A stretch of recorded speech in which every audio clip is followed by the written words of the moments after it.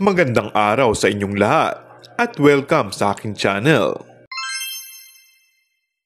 Walang utang sa buwis ang ABS-CBN. Maglilinaw ng Bureau of Internal Revenue o BIR bilang reaksyon sa ulat na may malaki itong pagkakautang sa pamahalaan, dahilan para hindi ma-renew ang franchise nito noong 2020. Ayon kay BIR Deputy Commissioner Arnel Gubala, walang pending tax issue ang ABS-CBN at nagbayad ito ng kabuuang 70.5 billion sa buwis sa nakalipas na 17 taon, kung saan maituturing na isa ang kumpanya sa pinakamalaking magbayad ng buwis sa gobyerno. Aniya, nagpalabas ang BIR sa ABS-CBN ng tax clearance certificate noong 2019 at kinilalang isa sa top 200 na individual taxpayers sa ating bansa.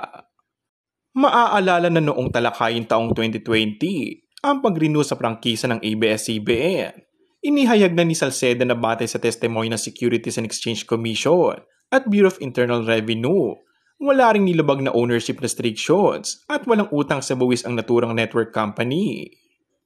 Ngayon ngang muling binuksan ang usapin ng prangkisa, ay may banta na muli ang tungkol sa utang na buwis ng ABS-CBN. And that's all for our today's video. Kung bago ka lang sa aking channel ay mag-subscribe at pindutin na rin ang notification bell. Maraming salamat!